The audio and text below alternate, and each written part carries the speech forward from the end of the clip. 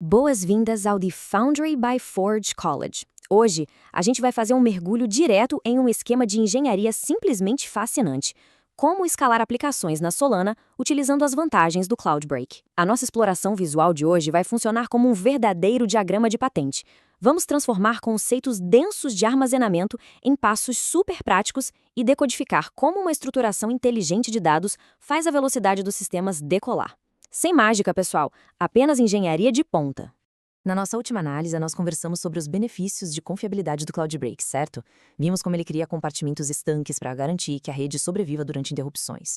Mas aí fica a grande questão: como é que essa mesmíssima lógica de isolamento de falhas acaba gerando uma escalabilidade massiva para as aplicações? A resposta é brilhante. Pense em dar para cada um desses compartimentos de segurança o seu próprio motor de alta velocidade. A gente basicamente transforma o que era apenas segurança contra falhas em puro poder de processamento paralelo. Passando rapidinho pelo nosso mapa técnico de hoje. Primeiro, uma introdução ao Cloudbreak. 2. Como ler dados com eficiência. 3. O livro de ordens em tempo real. 4. Índices rápidos de conteúdo. 5. Como decidir a integração. E, por fim, a nossa conclusão com os próximos passos. Ponto 1. Introdução ao Cloudbreak. Indo da confiabilidade direto para o desempenho da aplicação. A peça central de todo esse sistema é o particionamento de estado. O mais legal aqui é que a exata mesma lógica que mantém a rede viva e redireciona o tráfego quando um validador cai é o que permite que cargas de leitura absurdamente pesadas ganhem escala. O estado é dividido em partes completamente independentes.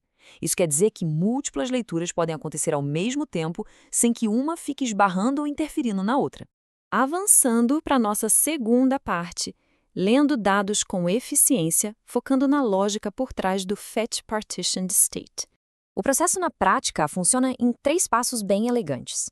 Primeiro, a gente agrupa as chaves pela sua partição de armazenamento. Segundo, as leituras são feitas em lote. E terceiro, busca-se tudo simultaneamente. Imagina a cena. É como um supermercado. Em vez de forçar todo mundo a passar por uma única fila lenta e demorada, você abre vários caixas rápidos, específicos para certos grupos de itens.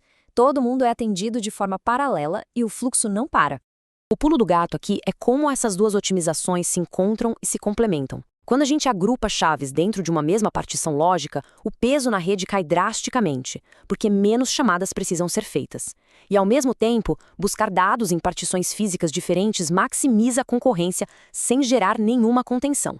É literalmente a união perfeita entre reduzir o esforço da rede e multiplicar os braços trabalhando. Terceiro ponto, o livro de ordens em tempo real. Como alcançar uma negociação on-chain de altíssima velocidade? Para quem desenvolve e precisa atingir aquelas latências críticas abaixo de 10 milissegundos, a estratégia tem que ser cirúrgica. As contas são particionadas pelo ID de mercado. Então, o par de negociação Solana com o USDC fica em uma partição de armazenamento contígua, enquanto o par Bitcoin com o USDC fica em outra, separada. O resultado disso? Aquela competição de leitura entre mercados diferentes simplesmente some. Quem consulta o mercado não entra na fila de quem consulta o outro, o que garante respostas quase instantâneas saindo direto de caches já aquecidos. Quarta parada, índices rápidos de conteúdo, servindo grandes volumes de metadados com eficiência. Quando a gente contrasta esses dois modelos, fica muito clara a flexibilidade monstruosa do Cloudbreak. De um lado, você tem o livro de ordens, onde o agrupamento natural é feito por mercado, para evitar qualquer atraso. Do outro lado, temos os índices de conteúdo. Aqui, a regra do jogo é lidar com um volume colossal de leitura. Então, a gente agrupa chamadas chaves quentes, aquela pequena parcela de contas que todo mundo acessa o tempo todo, para tirar vantagem máxima da localidade do cache. É a mesmíssima arquitetura resolvendo gargalos de naturezas completamente diferentes. E agora, o momento que a gente mais gosta, os dados puros confirmando a teoria. Olha só esse comparativo. Com o particionamento aliado ao Cloudbreak, a latência média de leitura despenca da faixa de 12 a 20 milissegundos para incríveis 5 a 9 milissegundos. As chamadas de rede necessárias para manter o mesmo tráfego caem quase pela metade, e a taxa de acertos no cache salta de 40% para 75%. Em resumo, você ganha uma infraestrutura muito mais barata e um sistema infinitamente mais ágil. Seção 5. Decidindo a integração. Vamos montar um framework de decisão prático. Para saber onde priorizar o esforço da equipe, o alvo perfeito para implementar o Cloudbreak é aquela área do sistema que tem um alto volume de requisições por segundo e um desbalanceamento óbvio focado em leituras. Outro ponto crucial, os dados precisam ter limites naturais que sejam fáceis de separar para que o esforço de migração seja baixo.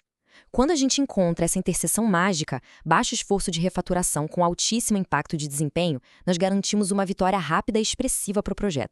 E a matemática por trás desse sucesso todo é resumida numa fórmula super elegante. O seu ganho de velocidade esperado vai ser, basicamente, o aumento da taxa de acertos, no cache, multiplicado por quanto dessas leituras agora podem acontecer em paralelo. Isso é incrível porque permite que as equipes calculem o retorno sobre o investimento do tempo de engenharia antes mesmo de escreverem a primeira linha de código para refatorar o sistema. Mas convenhamos, a teoria só vira desempenho de verdade com padrões operacionais bem sólidos na produção. A gente precisa manter conexões ativas específicas para cada shard para não perder tempo reaquecendo conexões. Precisamos criar caches que entendam essas partições. É vital isolar as métricas de monitoramento para enxergar e atacar gargalos rapidamente e, sem dúvida, fazer lançamentos gradativos, liberando os recursos aos poucos antes de virar a chave para todo o tráfego. E chegamos à nossa última sessão, conclusão e próximos passos, com os pontos de ação essenciais. O grande segredo do sucesso aqui é ter foco. O trabalho de engenharia inicial tem que mirar estritamente naqueles subsistemas com altíssima demanda de leitura e que já possuem divisões naturais claras. A regra de ouro é: nunca faça uma mudança em massa logo de cara. Comece com um piloto pequeno, bem isolado, instrumente todas as métricas para comprovar o ganho de performance e só depois de validar tudo, expanda essa arquitetura para o resto da aplicação. Fica então essa grande provocação para a análise do nosso grupo hoje. Olhando para as aplicações nas quais estamos trabalhando agora, qual área traria aquele retorno massivo com o menor esforço para rodar o nosso primeiro piloto com o Cloudbreak? Pensem bem nisso. Reúnam as métricas de leitura e escrita e preparem o terreno para essa integração. E para aprofundar de verdade nesses padrões operacionais, explorar outras frentes sensacionais da engenharia Web3 e ter acesso a um ecossistema completo de conhecimento avançado, acessem Forge College. Um grande abraço e até a nossa próxima exploração.